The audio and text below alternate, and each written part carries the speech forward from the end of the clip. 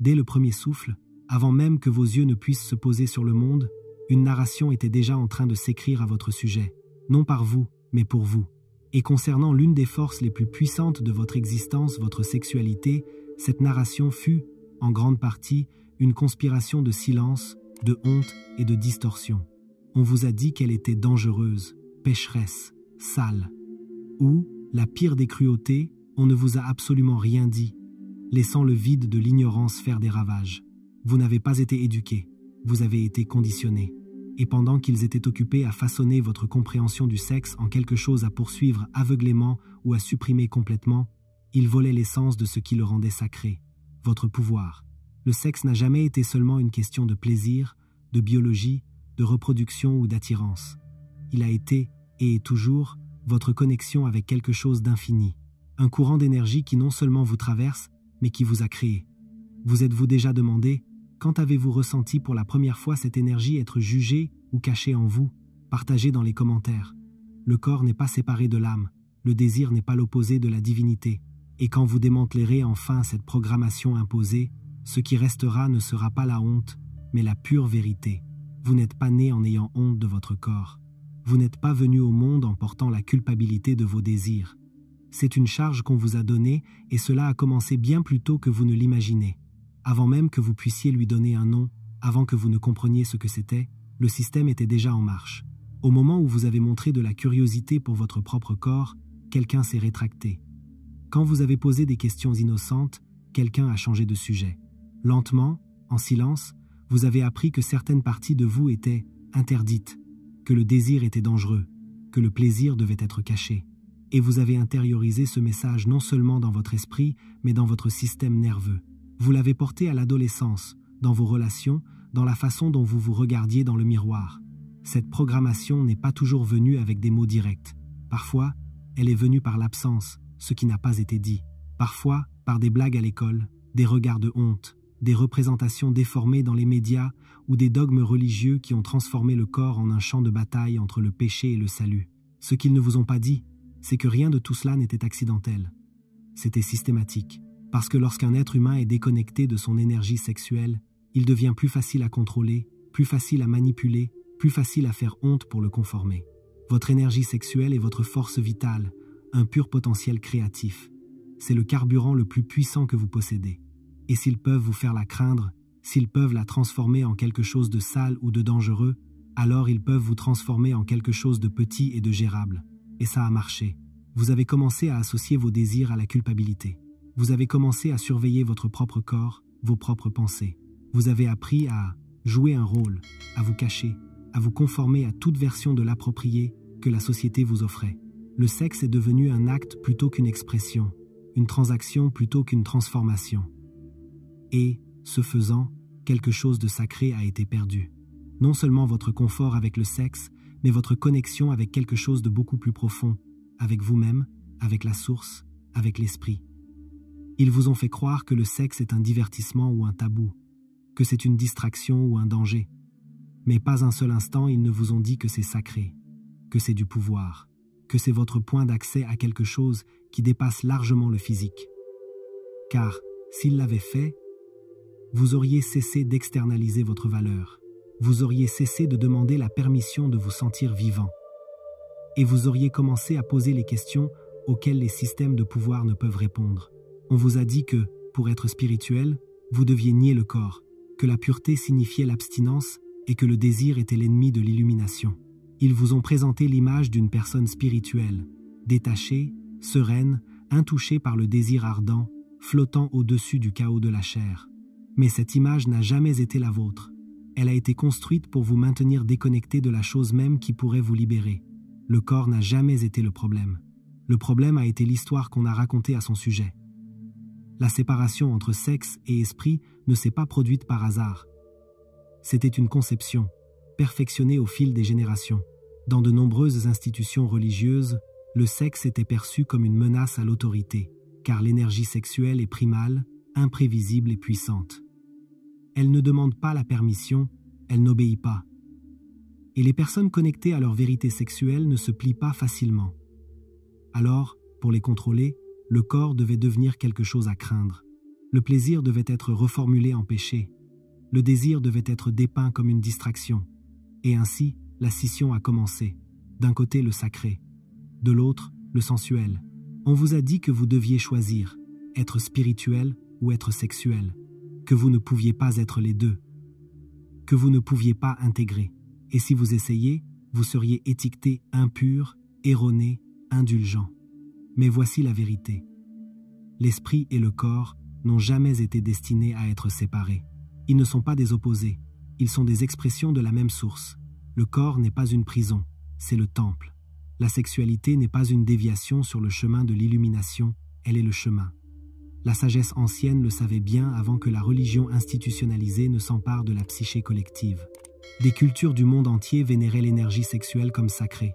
Dans la pratique tantrique, l'union du masculin et du féminin n'était pas seulement symbolique.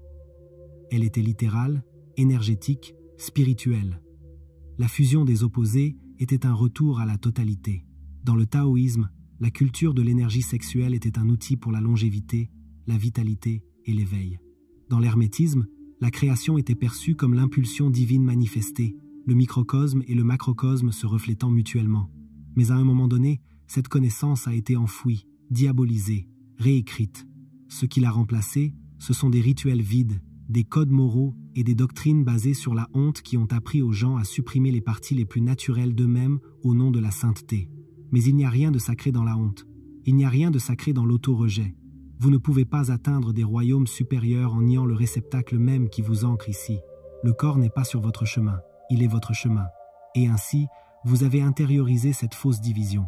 Vous avez essayé de prier pour vous débarrasser du désir ou de le supprimer sous des jargons spirituels. Vous l'avez appelé ego ou attachement, alors qu'en réalité c'était votre propre force vitale qui implorait d'être ressentie. Vous avez médité pour échapper à votre corps, au lieu d'y revenir.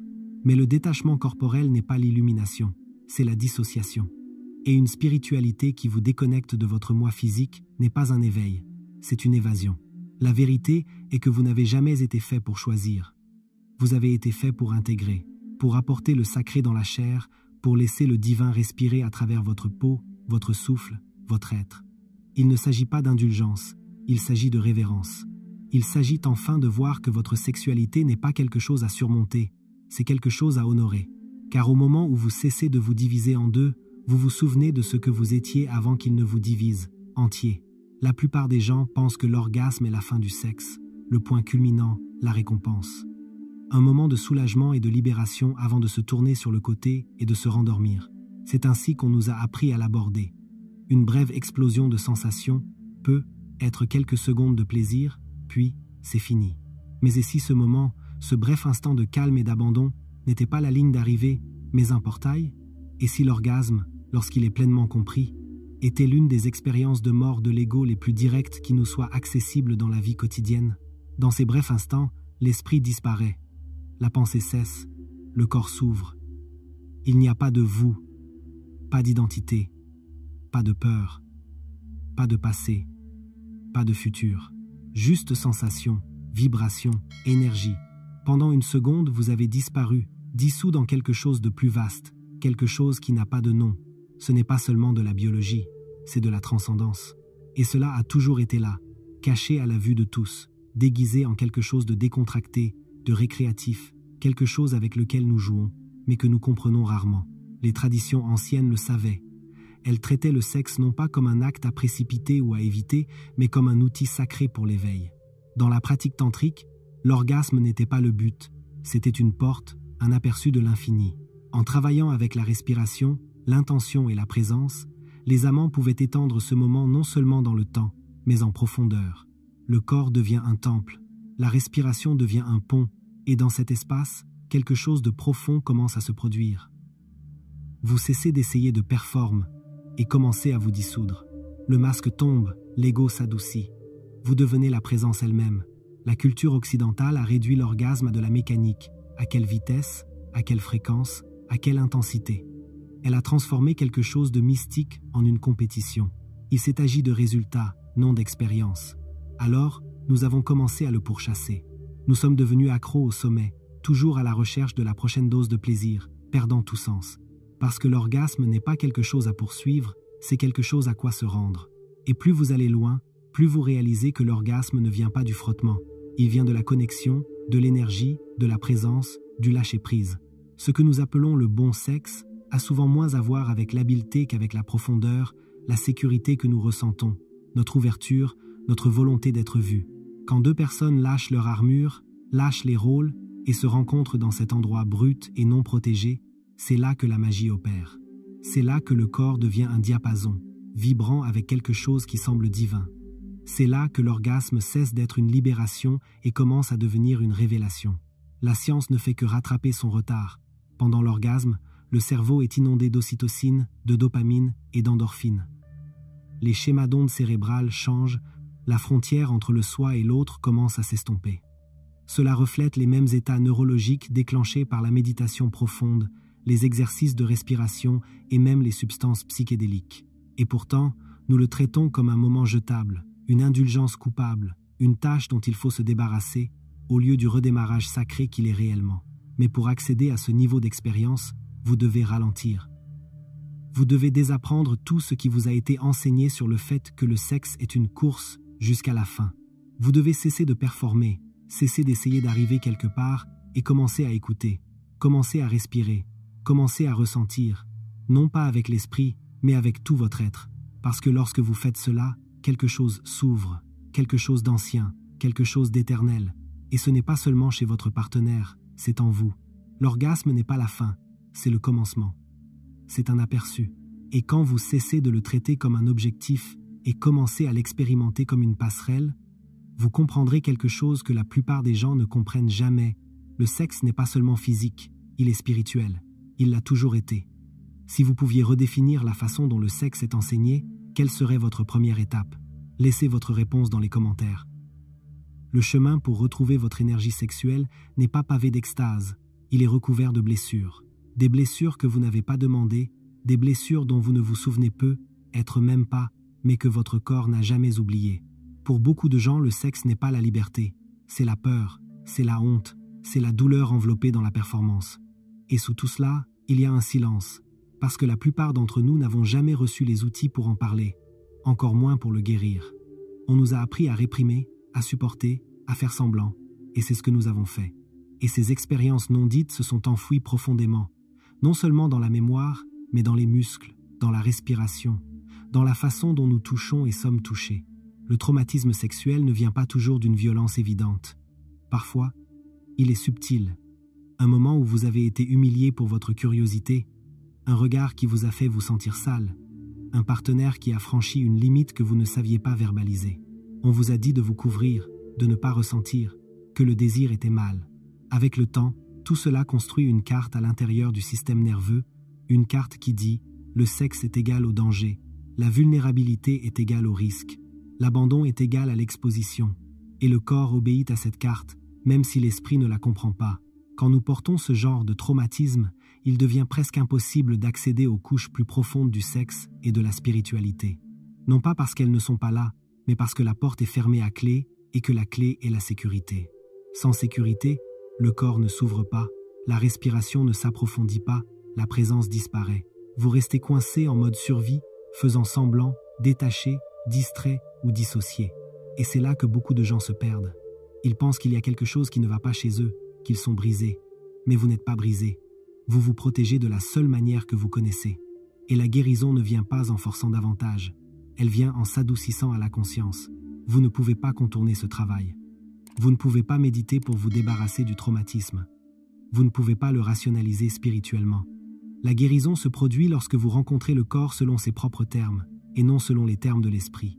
Cela signifie ralentir. Cela signifie écouter les endroits qui font mal. Cela signifie maintenir un espace pour la colère, la tristesse, l'engourdissement, quoi que ce soit qui veuille surgir. Parce que ces émotions ne sont pas des erreurs, ce sont des messagers. Elles sont la preuve de ce qui vous a été volé, de ce qui a été réduit au silence en vous, de ce qui a été déconnecté de vous. Et chaque fois que vous vous permettez de ressentir ce qui était autrefois interdit, vous récupérez une partie de vous-même qui était figée dans le temps. C'est pourquoi la véritable guérison sexuelle est un travail spirituel. Parce qu'elle exige de la présence. Elle exige de l'honnêteté. Et elle vous invite à retourner dans les endroits que l'on vous a dit d'abandonner. Le corps devient le champ de bataille et le sanctuaire. Et c'est dans cet espace, brut, désordonné, réel, que l'alchimie commence. Vous commencez à comprendre que votre douleur n'est pas séparée de votre pouvoir, que votre sensibilité n'est pas une faiblesse, c'est de la sagesse, que la partie de vous qui tremble est la même partie qui finit par s'éveiller. Et non, ce n'est pas rapide, ce n'est pas linéaire, mais chaque respiration que vous inspirez dans l'inconfort est une respiration de plus près de la liberté. Chaque moment de vérité que vous prononcez, d'abord à vous-même, puis aux autres, est un pas vers la plénitude. C'est la partie du voyage que la plupart des gens évitent, mais c'est aussi la partie qui contient la plus grande transformation. Parce que lorsque vous guérissez votre relation avec votre sexualité, vous ne guérissez pas seulement le sexe, vous guérissez votre relation avec l'intimité, avec la vulnérabilité, avec l'incarnation, avec la confiance. Vous apprenez à vous sentir à nouveau en sécurité dans votre propre peau. Et à partir de cet endroit, tout change. Non seulement dans la chambre à coucher, mais dans la façon dont vous marchez dans le monde. La guérison sexuelle ne consiste pas à réparer ce qui est brisé. Il s'agit de se souvenir de ce qui a toujours été entier, enfoui sous la peur, la honte, le silence. Et quand vous trouvez enfin cette partie de vous-même, sans jugement, sans ordre du jour, vous commencez à comprendre ce que le vrai pouvoir signifie vraiment, non pas la force, non pas la performance, mais la présence. Et de cette présence, la porte spirituelle commence à s'ouvrir, non pas au-dessus de vous, mais en vous.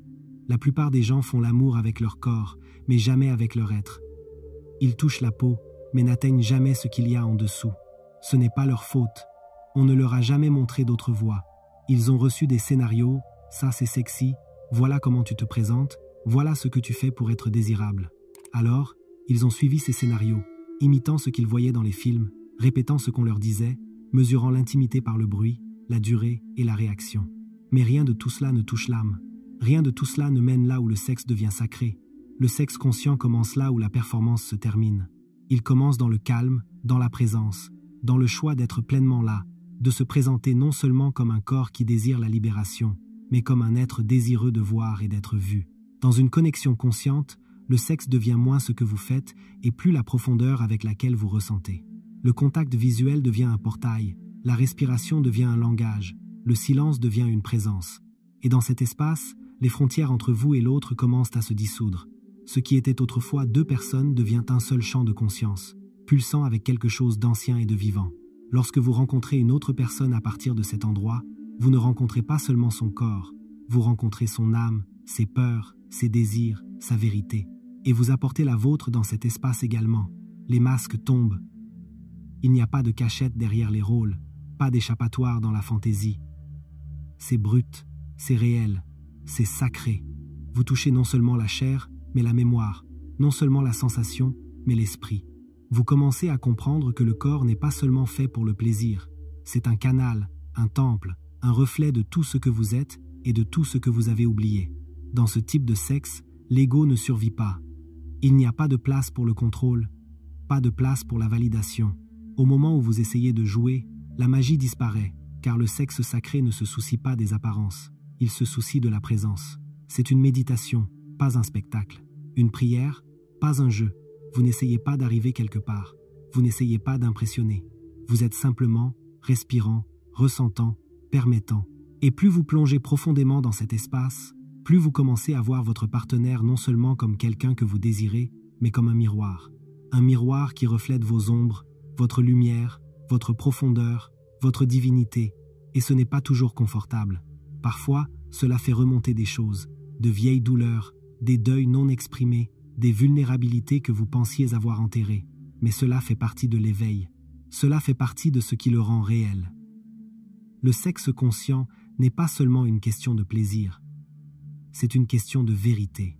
Et parfois, la chose la plus sacrée que vous puissiez faire est de tenir quelqu'un à travers ses larmes, de respirer à travers sa honte, ou de vous asseoir en silence pendant que son cœur s'ouvre d'une manière qu'il n'a jamais connue. C'est le type de connexion qu'aucun scénario médiatique ne pourrait enseigner.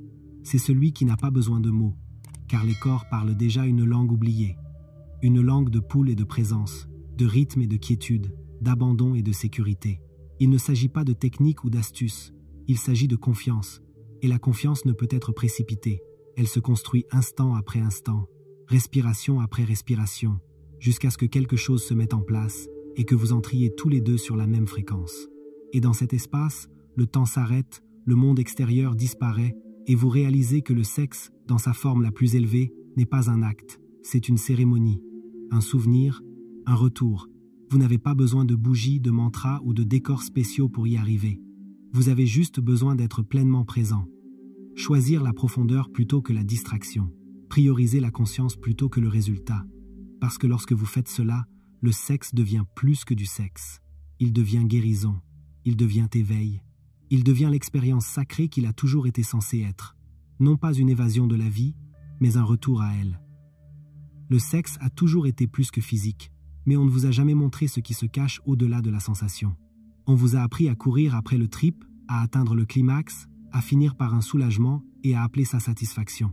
Mais si le sexe n'était pas une évasion du monde, mais un catalyseur pour le transformer, à commencer par vous, l'énergie sexuelle, lorsqu'elle est cultivée consciemment, ne se contente pas de traverser le corps, elle le transforme.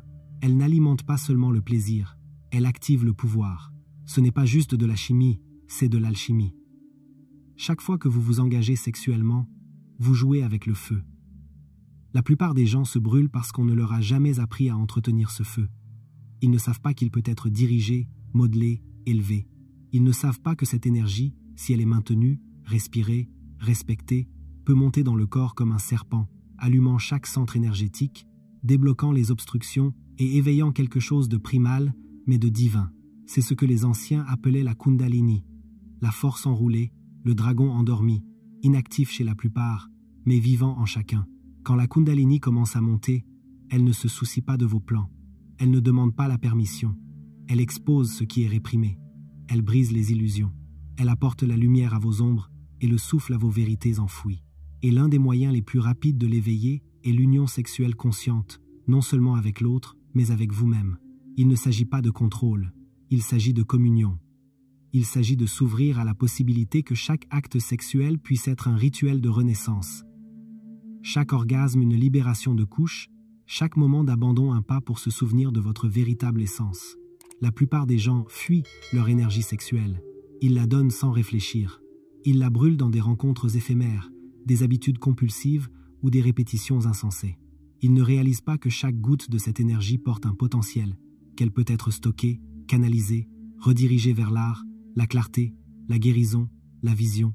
Imaginez prendre cette même énergie et l'utiliser pour débloquer votre créativité, pour stimuler votre intuition, pour accélérer votre croissance. Ce n'est pas du fluff New Age, c'est une vérité ancienne. C'est ce que les initiés et les mystiques savent depuis des milliers d'années, cachés dans des textes secrets et codifiés dans des symboles sacrés. La transformation par l'énergie sexuelle n'est pas une question d'abstinence ou d'indulgence, c'est une question d'intention.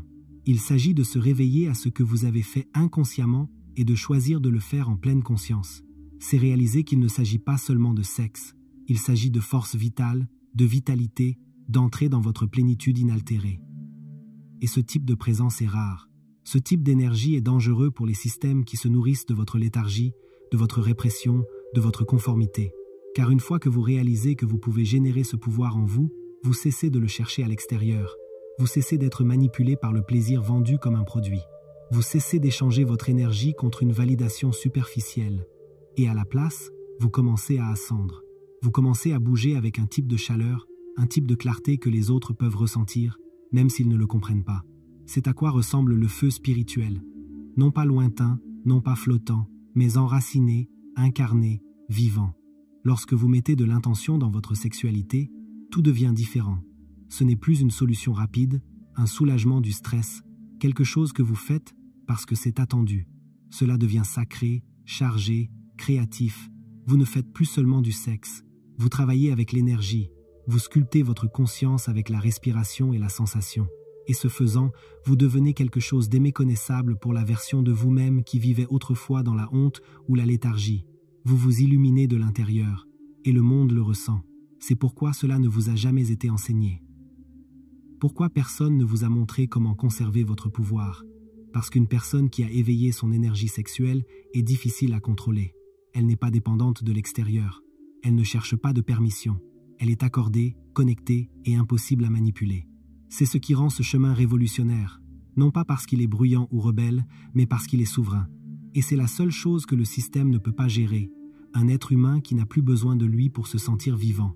Vous avez été formé à vous diviser, à garder votre vie spirituelle dans une boîte et votre sexualité dans une autre, à méditer le matin et à vous déconnecter le soir, à parler de présence et d'authenticité tout en vous présentant à huis clos. Cette division n'est pas naturelle, elle est héritée, et elle vous a fait croire que des parties de vous sont incompatibles entre elles, que vous devez choisir entre être saint et être humain. Mais l'intégration ne vous demande pas de choisir, elle vous demande de vous souvenir que vous n'avez jamais été deux.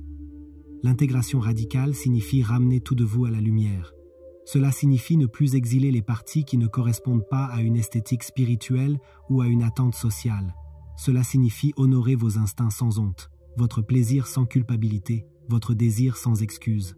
Il ne s'agit pas d'être parfait, il s'agit d'être entier. Et l'intégralité est désordonnée. Elle est réelle. Elle est sacrée d'une manière brute, non polie.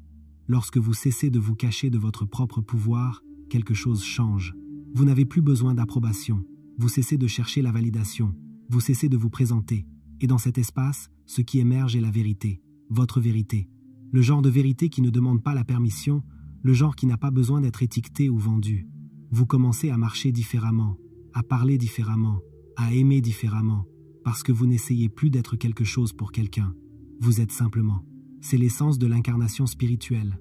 Ne pas flotter au-dessus de la vie, mais être enraciné en elle, la sentir, la vivre. Lorsque vous intégrez votre énergie sexuelle à votre chemin spirituel, vous devenez plus ancré, pas moins, plus intuitif, plus en phase avec vous-même, avec les autres, avec la vie. Vous devenez disponible à ce qui est réel, disponible à l'instant, disponible à l'amour. Pas la version scénarisée, mais celle qui surgit dans le silence lorsque vous n'essayez pas d'être impressionnant, juste présent. L'intégration signifie également reconnaître quand vous avez externalisé votre intégralité. Attendre que quelqu'un d'autre vous donne l'expérience de la connexion. Attendre qu'une relation vous complète ou qu'un professeur, un cours, une technique débloque la chose qui, selon vous, vous manque. Mais la vérité est que la chose que vous attendiez a toujours été en vous, recouverte par le conditionnement, enfouie sous la honte, mais jamais perdue. Et au moment où vous réalisez cela, vous reprenez votre pouvoir, non seulement sexuellement, mais spirituellement. Vous réalisez que vous n'avez pas besoin d'être réparé, vous avez juste besoin d'être secouru. Vous n'avez pas besoin de devenir quelqu'un d'autre pour évoluer. Vous avez juste besoin de cesser de prétendre que vous n'êtes pas déjà entier. La version de vous que vous devenez n'est pas nouvelle. C'est celle qui a toujours été là, attendant d'être rappelée. C'est l'intégration qu'il n'enseigne pas, parce qu'il ne sert pas le système que vous vous sentiez complet. Les personnes entières ne consomment pas à l'excès. Les personnes entières ne dépendent pas de l'approbation. Les personnes entières ne suivent pas des règles vides. Elles créent, elles se connectent, elles questionnent et elles vivent. Lorsque le sexe redevient sacré, non pas parce que quelqu'un vous dit qu'il l'est, mais parce que vous savez qu'il l'est, tout commence à se recalibrer. Vous cessez de chercher des moments d'évasion et commencez à vivre dans un état de connexion. Vous cessez de vous diviser entre qui vous êtes au lit et qui vous êtes en méditation. Tout ne fait qu'un. Et cette unité n'est pas théorique, elle est incarnée. C'est votre façon de bouger, votre façon de parler, votre façon de respirer, votre façon de toucher le monde. Il ne s'agit pas de revenir à une ancienne pratique ou de rejoindre un mouvement spirituel. Il s'agit de revenir à soi. Le moi qui existait avant la honte, avant le silence, avant que l'on vous apprenne à vous briser en morceaux. Ce moi est toujours là. Il a observé, attendu, prêt à réintégrer. Non pas comme une idée, mais comme une expérience vécue, une vérité ressentie, une présence qui non seulement pense à l'intégralité, mais l'irradie. Et lorsque vous marchez à partir de cet endroit, vous n'avez pas besoin d'expliquer. Vous n'avez pas besoin de convaincre. Vous devenez simplement la preuve qu'un autre chemin est possible. Que le sexe et l'esprit ne sont pas ennemis. Ils ne sont même pas séparés. Ils sont le même courant, exprimés de différentes manières. L'un vous rappelle que vous êtes humain, l'autre vous rappelle que vous êtes divin. Et dans leur union, vous vous souvenez, vous êtes les deux. Vous n'avez jamais été déconnecté du divin. On vous a juste appris à l'oublier. On vous a dit de lever les yeux quand vous vouliez sentir Dieu, de monter des escaliers construits selon les règles des autres.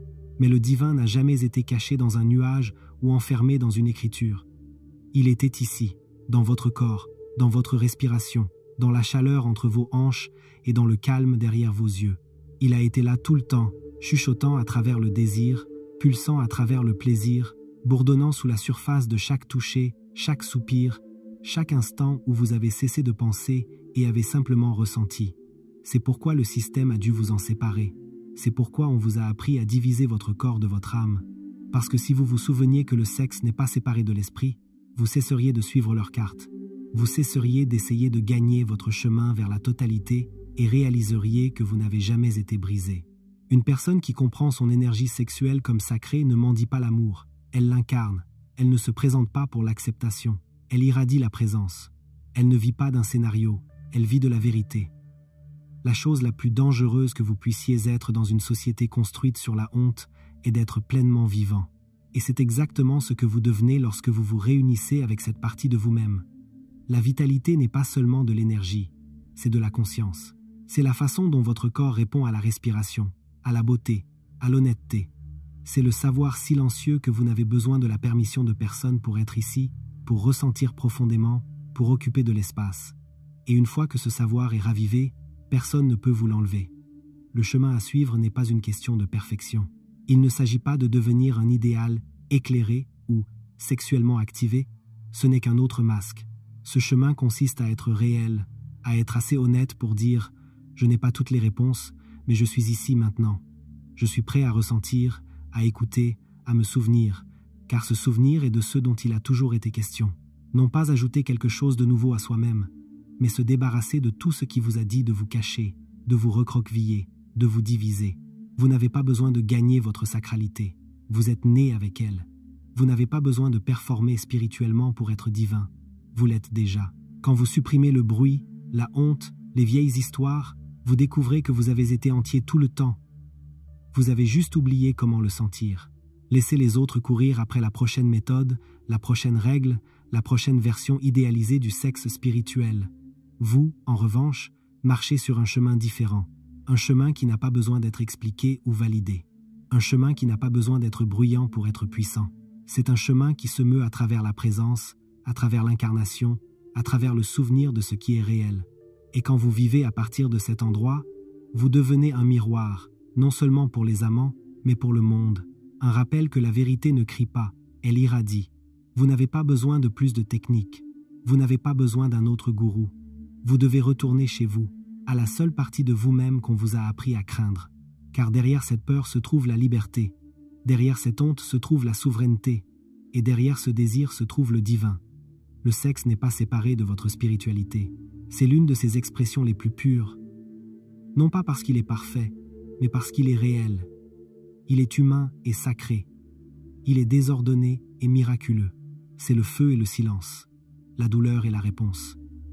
Et s'il y a une chose dont ce monde a besoin maintenant, plus que jamais, ce sont des personnes pleinement vivantes, ne jouant pas un rôle, ne se conformant pas, mais vivant, respirant, aimant, créant à partir d'un lieu de profonde vérité incarnée. Des personnes qui savent que leur corps n'est pas une distraction de l'esprit, mais une passerelle vers lui, que leur désir n'est pas honteux, mais sacré, que leur présence n'est pas petite, mais infinie. Alors, vivez à partir de cet endroit, parlez à partir de cet endroit, touchez à partir de cet endroit. Laissez la façon dont vous vous déplacez dans le monde devenir votre méditation. Laissez la façon dont vous respirez devenir votre prière. Laissez votre corps vous rappeler, encore et encore, que vous n'êtes pas brisé, vous n'êtes pas divisé. Il ne vous manque rien, vous êtes toujours le temple, vous êtes toujours la vérité. Pour vous, quelle est la vérité la plus difficile que vous ayez eu à désapprendre sur le sexe et la spiritualité? Laissez votre réponse dans les commentaires. Du plus profond de mon cœur, un grand merci d'être arrivé jusqu'à ce moment de la vidéo. Votre présence et votre dévouement à absorber chaque mot signifient énormément pour moi et pour le message que je cherche à partager.